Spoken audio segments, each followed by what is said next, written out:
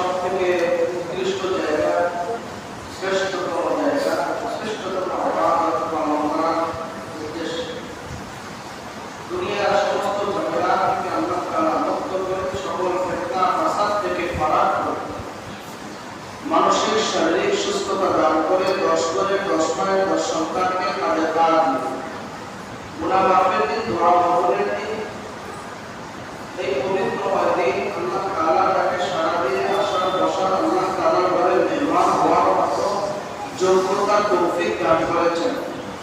সেই মহান রব্বুল আলামিনের দরবারে প্রাণ খুলে মন খুলে উচ্চ আওয়াজে কালিমাত শুকর আদায় করে আলহামদুলিল্লাহ।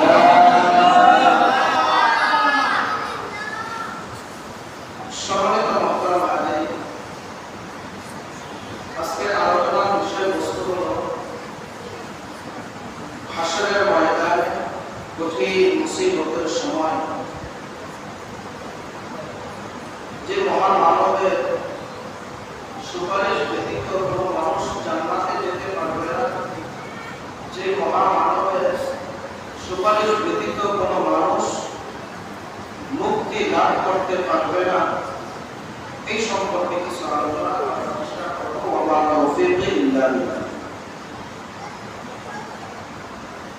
পৃথিবীর মধ্যে আল্লাহ রাব্বুল আলামিন পৃথিবীর সূর্যলগ্ন থেকে 571 অথবা 70 খ্রিস্টাব্দ আগ পর্যন্ত আল্লাহ রাব্বুল আলামিন পৃথিবীর বুকে অসংখ্য অগণিত মানুষ আল্লাহ তাআলা প্রেরণ করেছেন এবং তার সাথে সাথে তাদের গাইডলাইন হিসেবে আল্লাহ সুবহানাহু ওয়া তাআলা তার বান্দাদেরকে সঠিক পথে পরিচালনা করার জন্য প্রত্যেক যুগে যুগে আল্লাহ রাব্বুল আলামিন প্রতিনিধি হিসাবে, খলিফা হিসাবে আল্লাহ রাব্বুল আলামিন প্রত্যেক যুগে আল্লাহ তাআলার জমানাত কিছু বান্দা আল্লাহ রাব্বুল আলামিন এক দেশে অথবা একই দেশে অথবা একই এলাকায় একাধিক নবী এবং রাসূল প্রেরণ করেছেন। যে নবী রাসূলদের সংখ্যা এত পরিমাণ যার নির্দিষ্ট সংখ্যা কোনো মানুষ গণনা করে বলা সম্ভব নয়, তবে ধারণা সূচক 1 লক্ষ অথবা 2 লক্ষ, কোনো কোনো ঘটনায় বলা যায় 40,000। কোরআনের ভাষায় কোরআনের মধ্যে আসছে 25 জন নবীর নাম আসছে, আর বাকি নবীদের নাম হাদিসের মাধ্যমে পাওয়া যায়। যাই হোক, 1 লক্ষ অথবা 2 লক্ষ 49,000 পয়গম্বর নবী রাসূল আল্লাহ রাব্বুল আলামিন প্রেরণ করেছেন। তাদের সাথে কারো কারো কাছে আল্লাহ তাআলা কিতাব দিয়েছেন, কারো কারো কাছে আল্লাহ তাআলা রিসালাত দিয়েছেন, আবার কারো কারো নিকট আল্লাহ রাব্বুল আলামিন কিতাবও দেন নাই, রিসালাতও দেন নাই। তবে চলতি বছরের চলতি নীতিমালা, চলতি নবীর সহযোগী হিসাবে আল্লাহ তাআলা আরো একজন সহযোগী নবী হিসাবে, নায়েবের নবী হিসাবে আল্লাহ তাআলা দুনিয়ার মধ্যে পাঠিয়েছেন। তাদের একটাই উদ্দেশ্য, তাদের একটাই দাবি, একটাই নিয়ত যে আল্লাহ তাআলার পথগুলো বান্দারা যেন আল্লাহ তাআলার সাক্ষাৎ পায়। হাশরের ময়দানে আল্লাহ তাআলা যেন তার অভিভাবক হয়ে যায়। হাশরের ময়দানে আল্লাহ তাআলা যেন তার অভিভাবক হয়ে আমাদের পয়গম্বর, আখিরি পয়গম্বর, খাতামুন নবিয়্যিন, রাহমাতাল লিল আলামিন জনাব মুহাম্মদুর রাসূলুল্লাহ সাল্লাল্লাহু আলাইহি ওয়াসাল্লামের খাস সুপারিশে ধন্য হয়ে তারা জান্নাত লাভ করতে পারে। এইটাই অন্যান্য নবীদের উদ্দেশ্য ছিল। আখিরি পয়গম্বর নবী মুহাম্মদুর রাসূলুল্লাহ সাল্লাল্লাহু আলাইহি ওয়াসাল্লামের তার উদ্দেশ্য হলো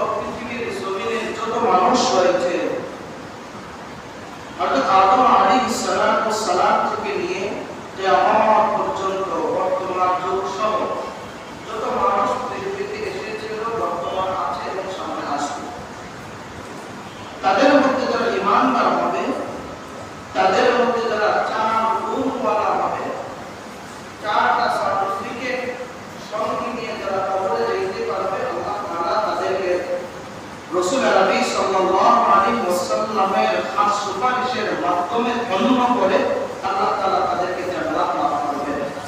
আল্লাহ তাআলা আমাদেরকে তাদের অন্তর্ভুক্ত করে সকলে বলে আমিন। আল্লাহ রাব্বুল আলামিন এই 4 গুণওয়ালা সুপারিশ, 4 গুণওয়ালা ব্যক্তি ব্যতীত অন্য কেউ জান্নাত লাভ করতে পারবে না। এই 4 গুণওয়ালা তারা ধারাবাহিকভাবে বর্ণনা ছাড়া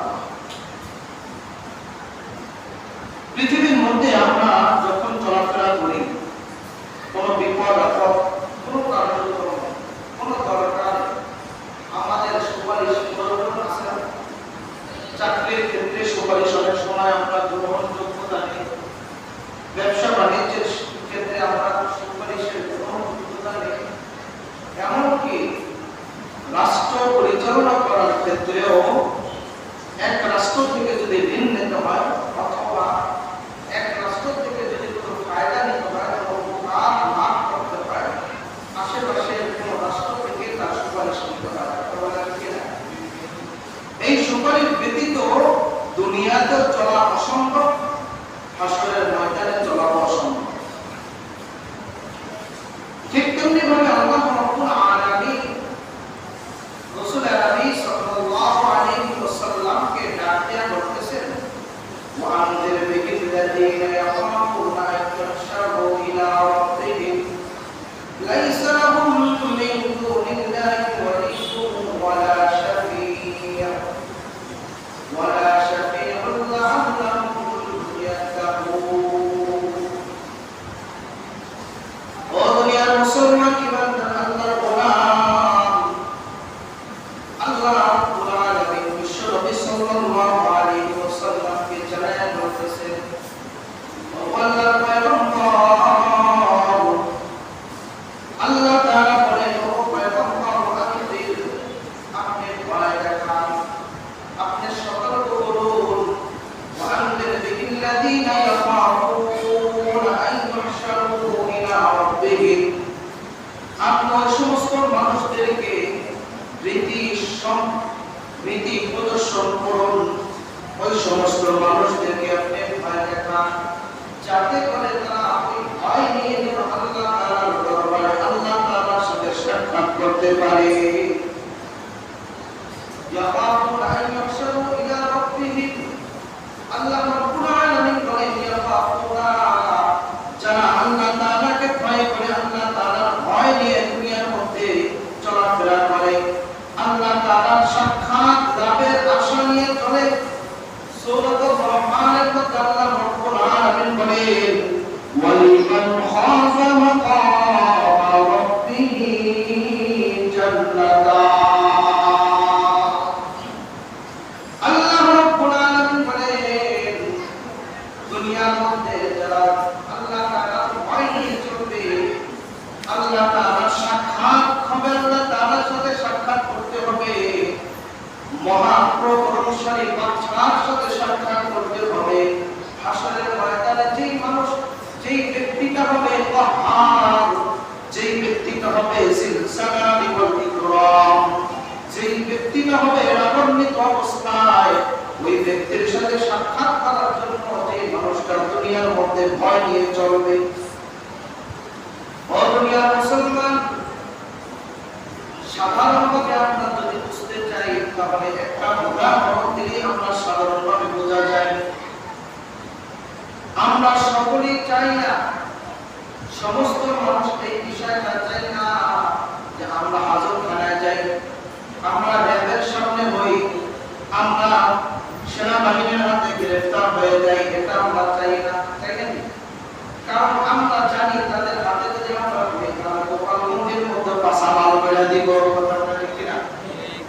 যদি এমন হয় তাহলে গোপালের মতো একটা সিস্টেম বেড়ে দিব, পাশা মাল বেড়ে। যদি এই ভয় যদি কারো অন্তরের মধ্যে যদি থাকে, তাহলে ওই মানুষগুলো, ওই জনগণগুলো, ওই এলাকার মানুষরা একটু কম ভয় নিয়ে চলতে হবে। তো যাই হোক না কেন, যদি এমনটাই হয়, আল্লাহ তাআলা বলেন ওয়ালিমান খাফা মাকামা রাব্বিহি জান্নাতান, ওয়ালিমান খাফা, যে ব্যক্তি ভয় নিয়ে চলবে, যে ব্যক্তি অন্তরের মধ্যে আল্লাহ তাআলার সাথে সাক্ষাৎ করতে হবে, আল্লাহ তাআলার সাথে মুলাকাত হবে, আল্লাহ তাআলার সামনে দাঁড়াইতে হবে, এই ভয়টা নিয়ে যে মানুষটা চলবে, আল্লাহ তাআলা বলেন মাকামা রাব্বিহি জান্নাতান, এখানে আল্লাহ তাআলা তাসনিয়া ব্যবহার করে বলতেছেন ওই মানুষটাকে আল্লাহ তাআলা একটা নয় দুইটা জান্নাতের অধিকারী করবেন। সুবহানাল্লাহ। কয়টা জান্নাতের অধিকারী করবেন? দুইটা জান্নাতের অধিকারী করবেন। কাদেরকে? যারা আল্লাহ তাআলার সাথে সাক্ষাৎ করার ব্যাপারে, আল্লাহ তাআলার সাথে মুলাকাত করার ব্যাপারে, আল্লাহ তাআলার সাথে সম্মুখীন হবে, আল্লাহ তাআলার সামনে ফেস টু ফেস দাঁড়াতে হবে, আল্লাহ তাআলার সামনে তার হিসাব নিকাশ হবে, আল্লাহ রব্বুল আলামিনের সামনে তার হিসাব দিতে হবে। দুনিয়ায় তুমি কিভাবে চলেছো, দুনিয়ায় তুমি কিভাবে রাষ্ট্র চালাইছো, দুনিয়ায় তুমি মসজিদটাকে কিভাবে পরিচালনা করেছো, দুনিয়ার মধ্যে তুমি মাদ্রাসা কিভাবে চালাইছো, দুনিয়ার মধ্যে তোমার সংসার কিভাবে চালাইছো, দুনিয়ার মধ্যে তোমার স্ত্রী সন্তান আদি আত্মীয় স্বজনদের কিভাবে পরিচালনা করেছো, দুনিয়ার মধ্যে তোমার নিজের দেহটাকে কিভাবে চালাইছো, এই ব্যাপারে যদি আল্লাহ তাআলার সামনে যে প্রশ্ন করবেন, এই প্রশ্নের সম্মুখীন হবে যে এই ব্যাপারে যদি কোনো মানুষ যদি ভয় নিয়ে চলে, তাহলে ওই মানুষটার পক্ষে কখনো অপরাধ করা সম্ভব? আওয়াজ দিয়ে বলেন, কখনো অপরাধ করা কি সম্ভব? কখনো সেই মানুষটাকে অবিচার করতে পারে? কখনো মানুষটাকে সেই মানুষটাকে কোনো জাতির উপরে জুলুম নির্যাতন করতে পারে? কখনো ওই মানুষটাকে কোনো তার পরিবারের উপরে জুলুম নির্যাতন করতে পারে? কখনো কি ওই মানুষটা তার নিজের দেহের উপরে কোনো জুলুম নির্যাতন করতে পারে কিনা বলেন? পারে। যখন এই ভয়টা থাকবে যে আমার দেহ সম্পর্কে আল্লাহ তাআলা জিজ্ঞাসা করবেন, আমার পরিবার সম্পর্কে আল্লাহ তাআলা জিজ্ঞাসা করবেন, আমার রাষ্ট্র সম্পর্কে আল্লাহ তাআলা জিজ্ঞাসা করবেন, যদি এই ভয়টা যদি তার অন্তরের মধ্যে থাকে, আল্লাহ তাআলা বলেন এইভাবে যদি সে ভয় নিয়ে যদি চলে, তাহলে তার দ্বারা কোনো মানুষ কখনো বিপদজনক হবে না, তার দ্বারা কোনো মানুষের উপরে জুলুম নির্যাতন হবে না, তার দ্বারা কোনো মানুষ কোনো ক্ষতিগ্রস্ত হবে না, তার দ্বারা কোনো মানুষ কোনো অপমানিত হবে না, তার দ্বারা কোনো মানুষের লাঞ্ছিত হবে না, এমনকি তার হাত এবং জবানের মাধ্যমে তার আত্মীয় স্বজন, তার অপরাধ প্রতিবেশী কখনো কোনো বিপদগামী হবে না। কথা বলে ঠিক কিনা? আর এইভাবে যদি সে জীবনটাকে পরিচালনা করতে করতে আল্লাহ তাআলা তাকে সারা দিয়ে দুনিয়া থেকে চির বিদায় নিয়ে যখন চলে যাবে, আল্লাহ তাআলা বলেন ওয়া আনজির বিহিল্লাযীনা ইয়াখাফুনা আন ইউহশারু ইলা রাব্বিহিম লাইসা লাহুম মিন দুনিল্লাহ, যেই দিন এমন একটা দিন আসবে, যেই সময়টা এমন একটা সময় আসবে, যেই কাল এমন একটা কাল আসবে, যেই যুগ এমন একটা যুগ আসবে, যেই সময় আল্লাহ তাআলা ব্যতীত তার সুপারিশ করার জন্য কোনো ব্যক্তি থাকবে না, আল্লাহ তাআলা ব্যতীত তার সুপারিশ করানোওয়ালা কেউই থাকবে না, আল্লাহ তাআলা তার পক্ষে দাঁড়ানোর মতো আল্লাহ তাআলা ব্যতীত তার কেউ পক্ষে থাকবে না। এমন একটা সময় আসবে, সেই সময়কে যদি নিয়ে ভয় নিয়ে চলতে পারে, সেই সময়টাকে সামনে নিয়ে যদি অগ্রসর হতে পারে, আল্লাহ তাআলা সূরাতুর রহমানের মধ্যে বলেন ওয়ালিমান খাফা মাকামা রাব্বিহি জান্নাতান, আল্লাহ তাআলা ওই ব্যক্তিকে একটা নয় দুইটা নয় এক নাগাতারে পাশাপাশি দুইটা দেশে দুইটা উপভোগ দুইটা দেশে আল্লাহ তাআলা তার মালিক বানায়া দিবেন। সুবহানাল্লাহ। দুইটা জান্নাতের মালিক বানায়া দিবেন। কেমন জান্নাতটা হবে? দুনিয়ার মধ্যে সবথেকে আখিরাতের সবথেকে ছোট জান্নাতটা হলো দুনিয়ার তুলনায় 10 গুণ বড়। কয় গুণ বড়? 10 গুণ বড়। আমরা কি পুরো দুনিয়াটা এমন কেউ আছেন পুরো দুনিয়া ভ্রমণ করে দেখেছেন? নাই। তবে আমাদের উলামায়ে কিরামদের মধ্যে, আমাদের আকাবিরদের মধ্যে একজন আকাবির রয়েছেন, একজন উলামায়ে কিরাম রয়েছেন যার নাম নজরুল ইসলাম কাসিমি হাফিজাহুল্লাহ। নাম শুনছি না আমরা, তার বয়ান আমরা অনেক শুনেছি। তিনি কিন্তু 100টার উপরে রাষ্ট্র ভ্রমণ করেছেন, বলি সুবহানাল্লাহ। তারপর কিন্তু পুরো পৃথিবী ভ্রমণ করেন নাই। উলামায়ে কিরাম একদিন দেখলাম 112টা রাষ্ট্র ভ্রমণ করেছে। এরকম 112টা রাষ্ট্র ভ্রমণ করেওয়ালা বাংলাদেশের মধ্যে কোনো প্রতিনিধি নাই, বাংলাদেশের মধ্যে কোনো এমপি নাই, কোনো মন্ত্রী নাই, 112টা রাষ্ট্র ভ্রমণ করা। আল্লাহ তাআলা যদিও তাকে আল্লাহ তাআলা 112টা রাষ্ট্র ভ্রমণ করাইছেন, কিন্তু পুরা পৃথিবী আজ পর্যন্ত ভ্রমণ করতে পারেন নাই। এমন কোন ব্যক্তি নাই যে পুরা পৃথিবী ভ্রমণ করে দেখেছে। শুধুমাত্র একজন পয়গম্বর ছিলেন, জলিলে পাকের পয়গম্বর, আল্লাহ তাআলার পয়গম্বর হযরত সুলাইমান আলাইহিস সালাতু ওয়াস সালাম। সুলাইমান আলাইহিস সালাতু ওয়াস সালাম পুরা পৃথিবী ভ্রমণ করে দেখেছেন। আর অনেক নবী রাসূলরা ভ্রমণ করেছেন, কিন্তু বর্তমান যুগে এমন কোন মানুষ দাঁড়ায় না যে পুরা পৃথিবী ভ্রমণ করেছে। যাই হোক, এই পুরা পৃথিবী সমতুল্য 10 গুণ বড় যদি একটা জান্নাত হয়, তাহলে সেই জান্নাতের আয়াত কেমন হবে? এবং আয়াতুল্লাহ জান্নাতওয়ালা আল্লাহ তাআলা বলেন, দুইটা জান্নাত আমি তোমাকে দান করব যদি তুমি অন্তরের মধ্যে ভয় নিয়ে যদি চলো, যদি তুমি অন্তরের মধ্যে আমার সাথে সাক্ষাৎকারের এই ভয়টা যদি থাকে, তাহলে দুনিয়ার মধ্যে সমস্ত গুনাহ থেকে পরিত্যাগ করে, সমস্ত গুনাহ থেকে বেঁচে থেকে যেই দিন কোনো আমি ব্যতীত, আল্লাহ তাআলা বলেন যেদিন আমি ব্যতীত কোনো সুপারিশ থাকবে না, আমি ব্যতীত কোনো তোমার বন্ধু থাকবে না, আমি ব্যতীত তোমার পাশে দাঁড়ানোর মতো কেউ থাকবে না, ওই দিন যদি আমাকে পাও তোমার সবকিছু ধন্য হয়ে যাবে। ওই দিন যদি তুমি আমাকে সাথে পাও তোমার জান্নাত ওয়াজিব হয়ে যাবে। ওই দিন যদি তুমি আমাকে পাশে পাও, তাহলে তোমার আল্লাহ তাআলার রাসূলের খাস সুপারিশে ধন্য হয়ে তুমি ওই দুইটা জান্নাত লাভ করতে পারবে। আল্লাহ রাব্বুল আলামিন বলেন, وأنذر به الذين يخافون أن يحشروا إلى ربهم ليس لهم من دونه ولي ولا شفيع لعلهم يتقون। আর এই শাফাআত গ্রহণ করবে, এই শাফাআত পাবে একমাত্র মুত্তাকি যারা, একমাত্র পরেশগার যারা, একমাত্র আল্লাহর ওলি যারা, তারাই একমাত্র এই আল্লাহ তার রাসূলের খাস সুপারিশ গ্রহণ করবে।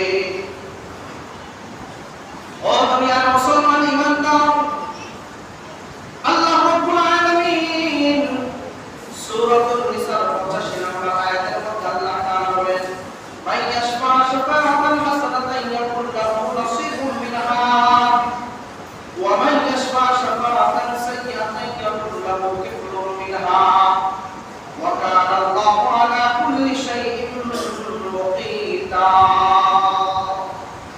আল্লাহ রাব্বুল আলামিন বলেন, মাইয়াশফা শাফাআতান হাসানাতান, আল্লাহ তাআলা বলেন যেই মানুষটা আল্লাহ তাআলা আল্লাহ রাসূলের ভালো সুপারিশ পাবে, খাস সুপারিশ পাবে, আল্লাহ রাসূলের স্পেশাল সুপারিশ যারা পাবে, আল্লাহ তাআলা বলেন মাইয়াশফা শাফাআতান হাসানাতান ইয়াকুল লাহু নাসীবুম মিনহা, তার নসিবটা কত ভালো হয়ে যাবে, কত ভাগ্যবান হবে, কত কল্যাণবান হয়ে যাবে, ওই মানুষটা কত ভালো ভাগ্যবান হবে। ও দুনিয়ার মুসলমান ঈমানদার, আল্লাহ তাআলা বলেন যদি আমাদের সুপারিশটা আল্লাহ রাসূল যদি করেন, তাহলে বলুন কত ভাগ্যবান হব, তাহলে কত ভালো হব। আল্লাহ তাআলার সুপারিশ পেয়ে, আল্লাহ রাসূলের সুপারিশ পেয়ে জান্নাতে হাসতে হাসতে জান্নাতে যেতে পারবো। সুবহানাল্লাহ। আল্লাহ তাআলার সুপারিশ যদি না পাই, আল্লাহ তাআলার খাস, আল্লাহ রাসূলের খাস সুপারিশ যদি না পাওয়া যায়, আল্লাহ রাব্বুল আলামিন এরপরে বলেন, ওয়া মাইয়াশফা শাফাআতান সাইয়্যাতান ইয়াকুল লাহু কিফলুম মিনহা।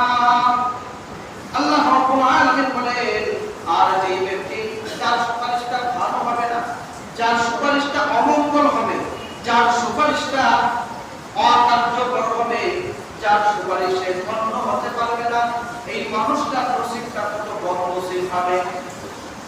ইয়াকুল লাহু কিফলুম মিনহা, তার বদনসিবের আর শেষ থাকবে না। ওই মানুষটা হাসরের ময়দানে, হাসরের মাহশারের মধ্যে, ওই মানুষটা হাসরের মাহশারে বদনসিব হওয়ার মতো আল্লাহর জমিনের উপরে হাসরের ময়দানে আর কেউ থাকবে না।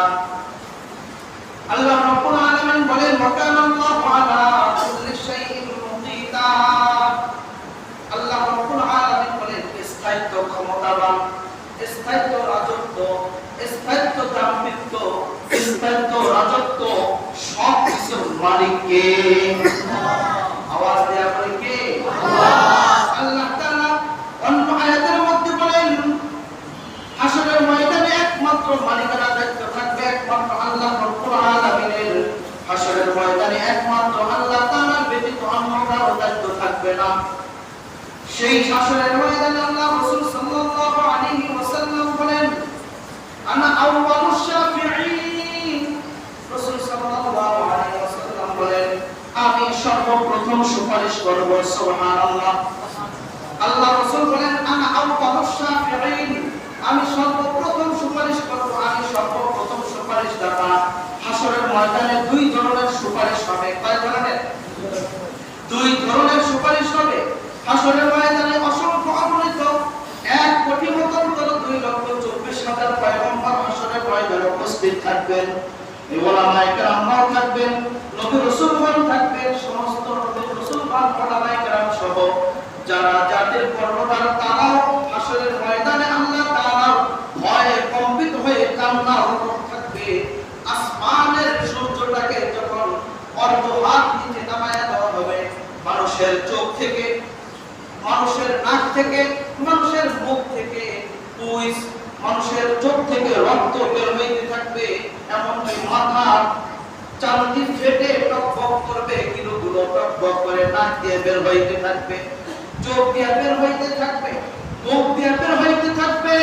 ও দুনিয়ার মুসলমান কোন কোন মানুষ থাকবে এই ঘামের কারণে, এই রক্তের নদীর মধ্যে, এই পুইজের নদীর মধ্যে এক শ্রেণীর মানুষরা থাকবে হাঁটু পর্যন্ত, তাদের ঘাম থাকবে, তাদের পুইজ থাকবে, তাদের রক্ত থাকবে হাঁটু পর্যন্ত। এক শ্রেণীর মানুষদের থাকবে কবজি পর্যন্ত, এক শ্রেণীর মানুষদের থাকবে গলা পর্যন্ত, এক শ্রেণীর মানুষদের থাকবে এই মানুষটা পুইজের সাগরের মধ্যে, হাত নিজের রক্তের সাগরের মধ্যে, নিজের পুইজের সাগরের মধ্যে, নিজের ঘামের সাগরের মধ্যে আবু খাইতে থাকবে। কুল কিনারা পাবে না, যার ব্যক্তিগত আমলের বড় আমলের কারণে, ব্যক্তিগত বড় আমলের কারণে হাহাকার থাকবে। হাসরের ময়দান চতুর্পাশটা থাকবে জাহান্নাম থেকে জাহান্নামের বেষ্টনী, জাহান্নাম বড় বড় ডাক দিয়া বলতে থাকবে, আল্লাহ তাআলার দরবারে বলতে থাকবে, ওগো আল্লাহ আমাকে দাও, আমার ক্ষুধা লেগেছে, এতদিন পর্যন্ত আমাকে প্রজ্বলিত করেছো, হাজার হাজার বছর পর্যন্ত, লক্ষ লক্ষ বছর পর্যন্ত আমাকে জ্বালাইছো, আমাকে জ্বালায়া জ্বালায়া আমাকে আঙ্গার করে দিয়েছো, এখন আমার ক্ষুধা লেগেছে। আর জাহান্নাম ডাক দিয়া বলতে থাকবে, ও জাহান্নাম ডাক দিবে আল্লাহ তাআলাকে বলবে, আল্লাহ আমাকে খাবার দাও, আমার ক্ষুধা লেগেছে। এমন মুহূর্তে উলামায়ে কেরামরা সহ সমস্ত নবী রাসূলগণ, সমস্ত নবী রাসূলগণ ভয়ে কম্পিত হতে থাকবে। হাসরের ময়দানে এদিক সেদিক ছোটাছুটি করতে থাকবে, যার যার আমল নিয়ে ব্যস্ত থাকবে, সকলে বলতে থাকবে ইয়া নাফসি ইয়া নাফসি। আল্লাহ রাসূল সাল্লাল্লাহু আলাইহি ওয়াসাল্লাম ঠিক সেই মুহূর্তে আল্লাহ তাআলার মাকামে ইব্রাহিমের মধ্যে, আল্লাহ তাআলার মাকামের মধ্যে, আল্লাহ তাআলার মাকামে ইব্রাহিমে আল্লাহ রাসূল সাল্লাল্লাহু আলাইহি ওয়াসাল্লাম সিজদারত অবস্থায় থেকে কুরআন পড়তে পড়তে আল্লাহ তাআলা, আল্লাহ রাব্বুল আলামিন গুণগান গাইতে থাকবেন। সুবহানাল্লাহ। ও দুনিয়ার মুসলমান ইমানদার, আল্লাহ রাসূল সাল্লাল্লাহু আলাইহি ওয়াসাল্লাম বলেন আনা আউয়ালুশ শাফিঈন, হাসরের ময়দানে আমি সর্বপ্রথম সুপারিশ করব। হাসরের ময়দানে আমি সর্বপ্রথম তোমাদেরকে সুপারিশ করব। সর্বপ্রথম সুপারিশ কোনটা হবে? হাসরের ময়দানে দুই ধরনের সুপারিশ হবে। এক নাম্বার সুপারিশ হইল হাসরের ময়দানে আল্লাহ রাসূল সাল্লাল্লাহু আলাইহি ওয়াসাল্লামকে যখন আল্লাহ রাব্বুল আলামিন ডাক দিয়া বলবেন, ও গো আল্লাহর পয়গম্বর মুহাম্মদ সাল্লাল্লাহু আলাইহি ওয়াসাল্লাম, আপনি মাথা তুলুন, আপনি অনেক গুনাহ গিয়েছেন, অনেক গুনাহ করে বলতেছেন, আর বলতে হবে না, আর চোখের পানি ঝরাইতে হবে না, আপনি বলুন এখন আপনি কি চান। যেই মুহূর্ত অনেক অসংখ্য অগণিত নবী রাসূলগণ আল্লাহর দরবারে যাইতে সাহস পাইবে না, আল্লাহ তাআলার দরবারে সুপারিশ করার মতো যোগ্যতা থাকবে না, আল্লাহ তাআলার দরবারে সুপারিশ করার মতো সাহস রাখবে না, ঠিক সেই মুহূর্তে আল্লাহ রাসূল সাল্লাল্লাহু আলাইহি ওয়াসাল্লাম ডাক দিয়া বলেন, আপনি এখন দয়া করে আপনি এখন আপনার বিচার কার্য শুরু করে দেন। আল্লাহ রাসূল এভাবে বলবেন, আপনার বিচার কার্য শুরু করুন। এই হলো প্রথম সুপারিশ। এর আগ পর্যন্ত বিচার কার্য শুরু হবে না। এর আগ পর্যন্ত বিচার কার্য একই অবস্থায় থাকবে। সমস্ত মানুষগুলো এদিক সেদিক ছোটাছুটি করতে থাকবে। সমস্ত মানুষগুলোর আমলনামা যখন বাম হাতে চলে আসবে, যাদের আমলনামা বাম হাতে আসবে, যারা বদদিন হবে, যারা কবুলখুরি হবে, যারা গীবতকারী হবে, যারা পরনিন্দাকারী হবে, যারা মিথ্যাচার হবে, যারা জুলুমকারী হবে, যারা বিভিন্ন অপরাধে গ্রেফতারি হবে, যারা যাদের নামে অপরাধের গ্রেফতার পরোয়ানা জারি হয়ে যাবে, তারা তো হাসরের ময়দানে দৌড়াদৌড়ি করতে থাকবে। তারা হাসরের ময়দানে ইয়া নাফসি করতে থাকবে। সেই মুহূর্তে আল্লাহ রাসূল সাল্লাল্লাহু আলাইহি ওয়াসাল্লাম সর্বপ্রথম আল্লাহ তাআলাকে বলবেন, আল্লাহ আপনি এখন মেহেরবানি করে আপনার দয়ার দিকে তাকাইয়া, আপনার রহমতের দিকে তাকাইয়া আপনি আপনার বিচার কার্য শুরু করুন। আল্লাহ রাসূল সাল্লাল্লাহু আলাইহি ওয়াসাল্লামের কথা অনুযায়ী আল্লাহ তাআলা বিচার কার্য শুরু করবেন। এরপর আল্লাহ রাসূল সাল্লাল্লাহু আলাইহি ওয়াসাল্লাম বলেন, আনা আউয়ালু মিন আকরাবি বাবিল জান্নাহ। ও দুনিয়ার মুসলমান ইমানদার, আল্লাহ রাসূল সাল্লাল্লাহু আলাইহি ওয়াসাল্লাম বলেন, শুধু তাই নয়, হাসরের ময়দানে আমি সর্বপ্রথম সুপারিশ করার কারণে আল্লাহ রাব্বুল আলামিন হাসরের ময়দানে হিসাব কার্য শুরু করবেন।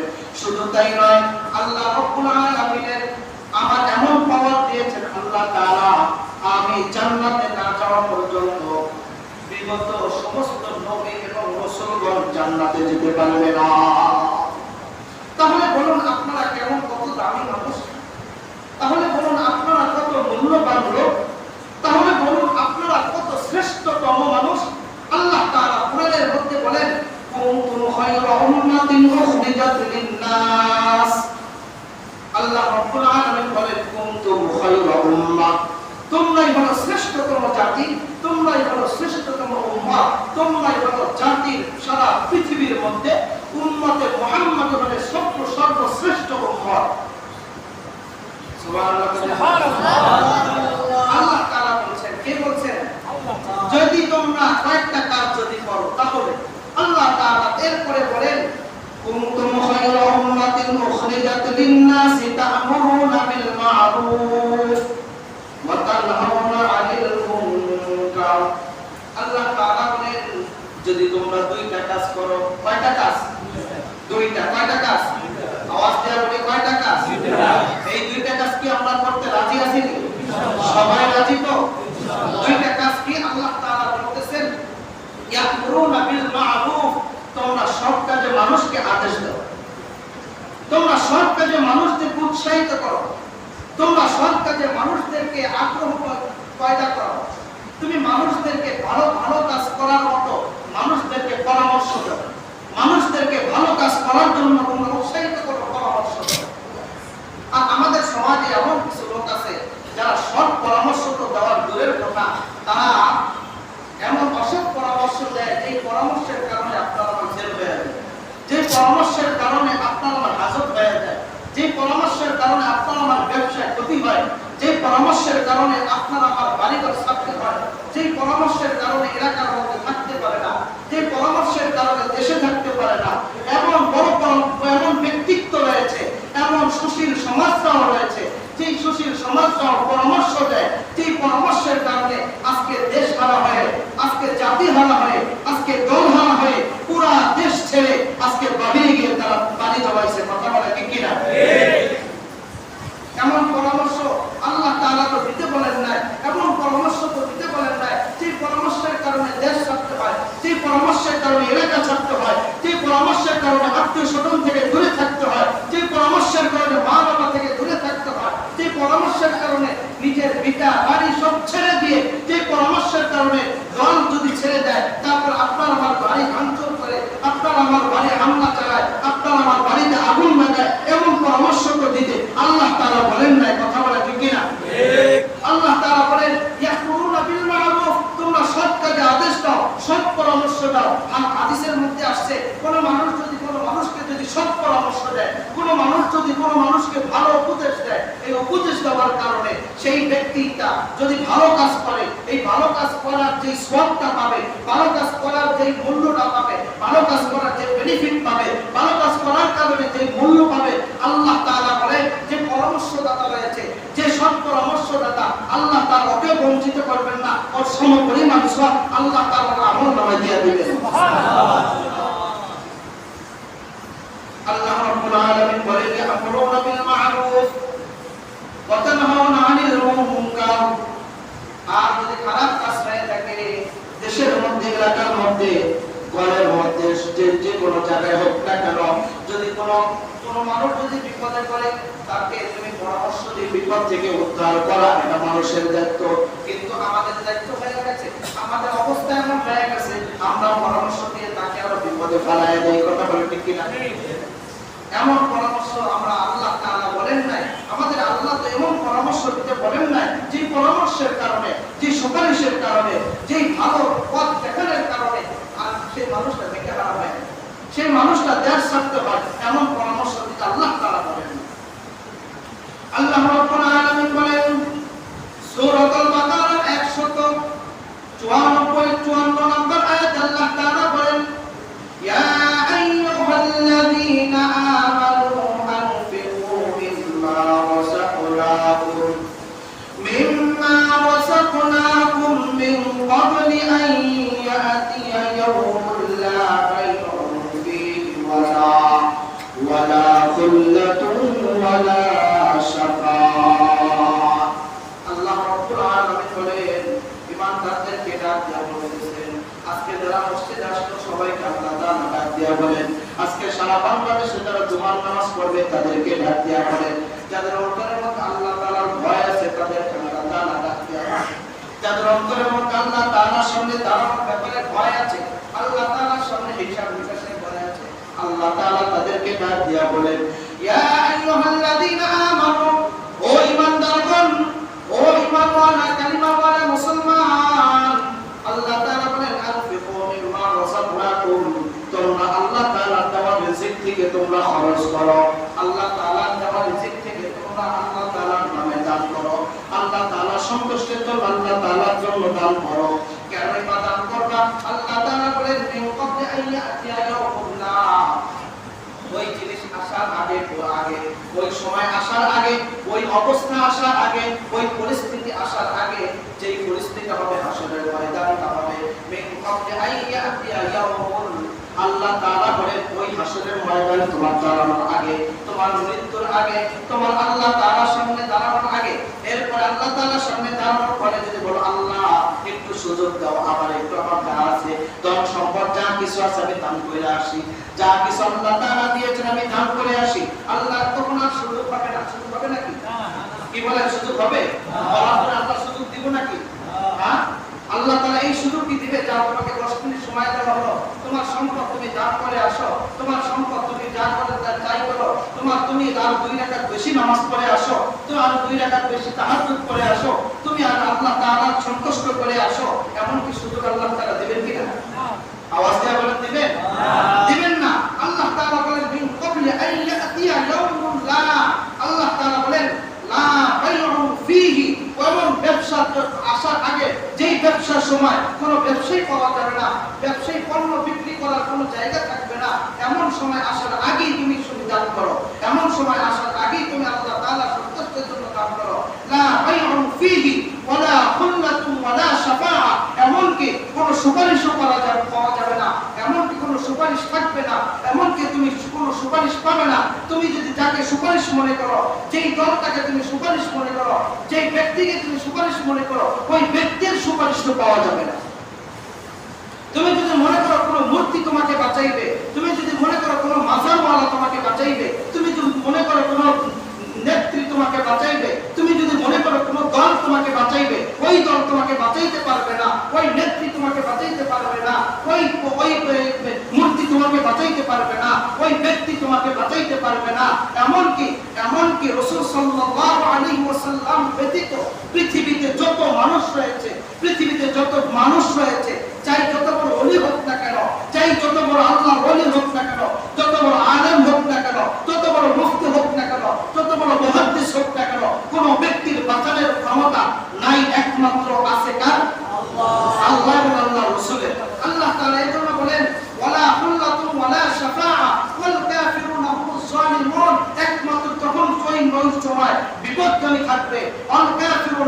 যালিমুন। আল্লাহ তাআলা বলেন ওই সময় সুপারিশ পাবে না কারা? যারা জালেম হবে। সুপারিশ পাবে না কারা? যারা কাফের হবে। সুপারিশ পাবে না কারা? যারা মুনাফিক হবে। সুপারিশ পাবে না কারা? যারা ফাজির ফুজ্জার হবে। সুপারিশ পাবে না কারা? যারা মুনাফিক হবে। সুপারিশ পাবে না কারা? যারা একে অপরের মধ্যে দ্বন্দ্ব লাগায় দেয়। সুপারিশ পাবে না কারা?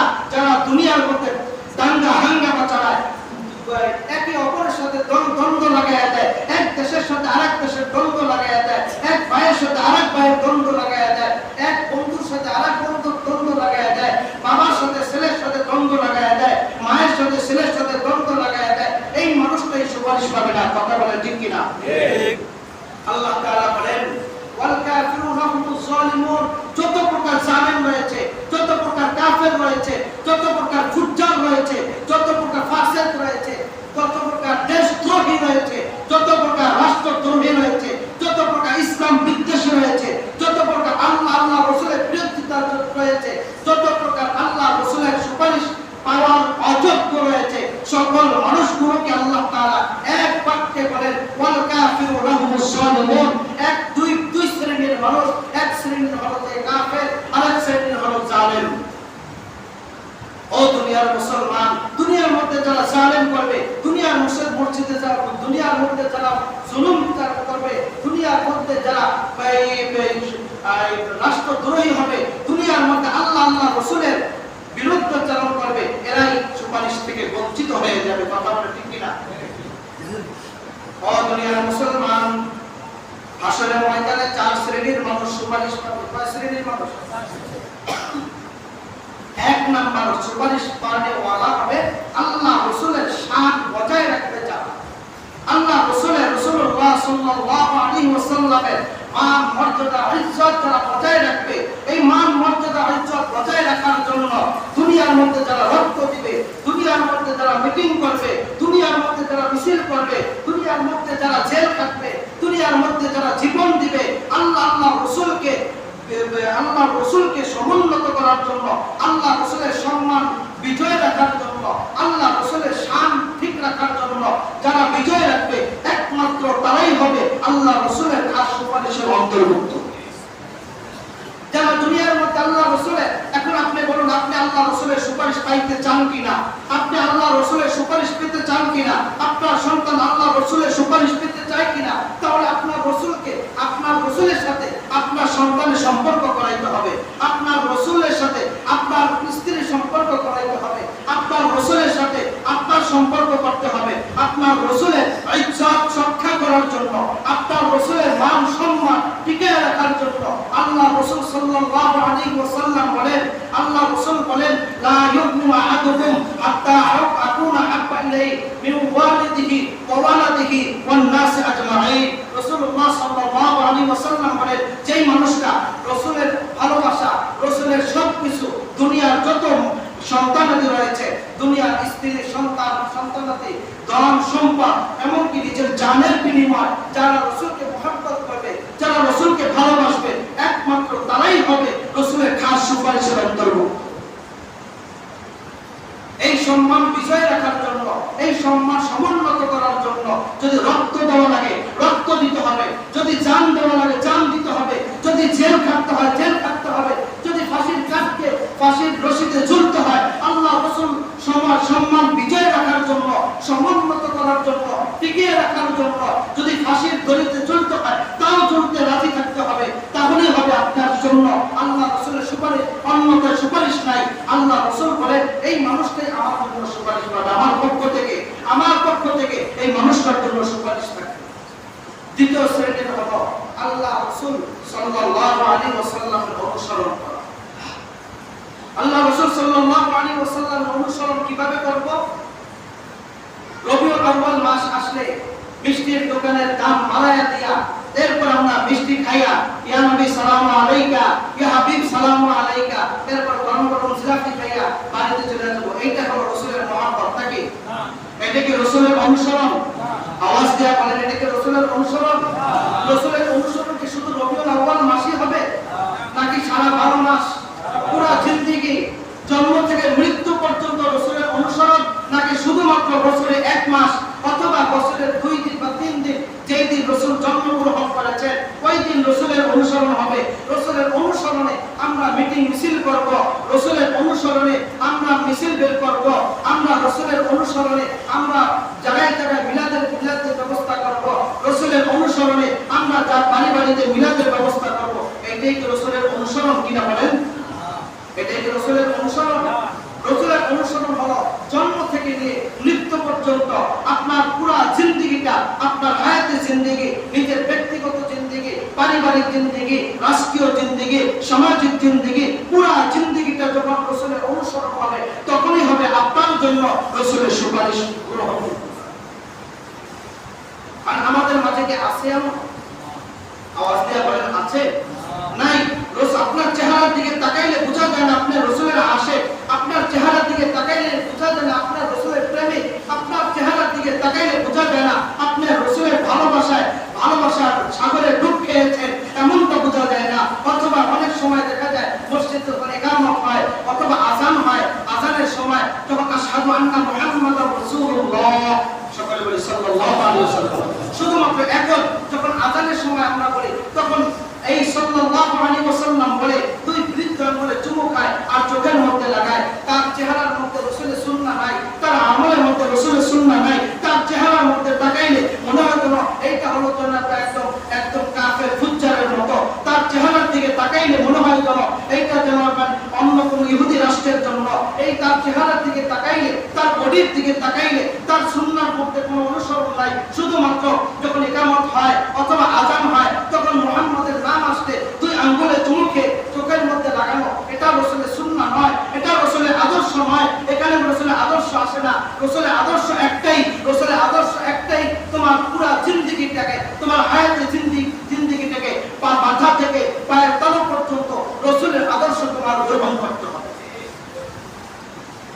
যদি তোমার মধ্যে রাসূলের আদর্শ না থাকে তাহলে তুমি রাসূলের সুপারিশ পাবে না, তাহলে তুমি রাসূলের সুপারিশ পাবে না।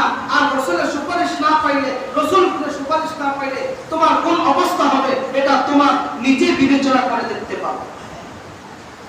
দ্বিতীয় নাম্বার হইল রাসূলকে ভালোবাসা, রাসূলকে মহব্বত করতে হবে, দলকে মহব্বত নয়, রাসূলকে মহব্বত করতে হবে। দলকে মহব্বত করতে না পারলেও চলবে, কথা বলে ঠিক কিনা? তোমার দল তোমাকে বাঁচাইতে পারবে না। দলকে ভালোবাসতে গিয়ে রাসূলের ভালোবাসার বিসর্জন দাও, দলকে ভালোবাসতে গিয়ে তোমার রাসূলের মহব্বতকে বিসর্জন দাও, দলকে ভালোবাসতে গিয়ে তোমার ব্যক্তিকে ভালোবাসতে গিয়ে তোমার নেত্রীর ভালোবাসার জন্য তোমার অন্তরে যদি এতই থাকে তোমার নেত্রীর ভালোবাসার জন্য, তোমার দলের ভালোবাসার জন্য তুমি রাস্তা রক্ত দিতে পারো, তুমি রাস্তা তোমার জীবন দিতে পারো, তুমি রাসূলের একটা স্লোগান দিতে পারো না, তুমি রাসূলের নামে একটা তাকবীর দিতে পারো না, তুমি দলের নামে তাকবীর দাও, বাপদাদার নামে তাকবীর দাও, ওই বাপদাদা তোমাকে বাঁচাইতে পারবে না। যেই বাঁচাবে তার নামে তাকবীর দাও, যে বাঁচাবে তার নামে তুমি তাকবীর দাও, কথা বলে ঠিক কিনা? ঠিক। বাঁচানে আমরা কে? আল্লাহ। আর কে? আল্লাহ রাসূল। আল্লাহ রাসূলের সুপারিশে আল্লাহ তাআলা বাঁচাইলেন। আল্লাহ রাসূলের সুপারিশে কে বাঁচাইলেন? আওয়াজ দিয়ে বলি আল্লাহ রাসূলের সুপারিশে, সকলে বলি আল্লাহ রাসূলের সুপারিশে আল্লাহ তাআলা বাঁচাইলেন। এই জন্য দুনিয়ার মধ্যে তাকবীর হবে একমাত্র আল্লাহ, কোন দলের তাকবীর হবে না, কোন বাপদাদার তাকবীর হবে না। ওই বাপদাদা তোমাকে বাঁচাইতে পারবে না, ওই বাপদাদা তোমাকে কোন হাসরের ময়দানে সুপারিশ করতে পারবে না। ওই বাপদাদার অবস্থা কি হবে? ওই বাপদাদা এখন কোন অবস্থায় আছে কবরের মধ্যে, ওই বাপদাদা কোন হালতে আছে আল্লাহ তাআলা কেউ জানে না। এমন আখলাক তোমরা তৈরি করতেছো ও জাতি, এমন আখলাক তোমাদের মধ্যে নিয়ে আসতেছো যার কারণে তোমাদের বাপদাদারাও তোমার আখলাকের কারণে, তোমার আদর্শের কারণে, তোমার ব্যবহারের কারণে তোমার বাপদাদা কবরের মধ্যে আজকে আযাবের মধ্যে আছে। দুনিয়ার মধ্যে একটা হাদিসের মধ্যে আসছে, দুনিয়ার মধ্যে কোনো বাবা যদি, কোনো সন্তান যদি, মা বাবা যদি কবরের মধ্যে আসানের সহিত থাকে, এটা যদি চায়, কোন সন্তান যদি চায় যে আমার মা বাবা যেন কবরের মধ্যে আসানের সহিত থাকে, আমার মা বাবা যেন জান্নাতের মধ্যে থাকে, আমার মা বাবা যেন জান্নাতের উপযুক্ত হয়ে যায়, তার জন্য উচিত বেশি বেশি নেক আমল করা।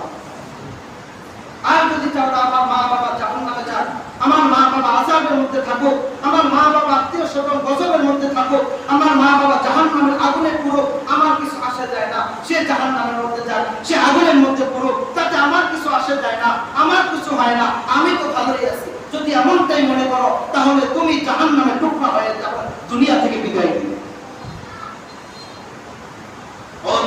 মুসলমান আল্লাহ রাসূলকে খুশি করে, আল্লাহ রাসূলকে বেজার করে, আল্লাহ রাসূলকে মন খারাপ করে আল্লাহ রাসূলের বিরুদ্ধে যাওয়া যাবে না। আল্লাহ রাসূলের বিরুদ্ধে গিয়ে কোন ব্যক্তিকে ভালোবাসা যাবে না। আল্লাহ রাসূলের বিরুদ্ধে গিয়ে কোন দলকে ভালোবাসা যাবে না।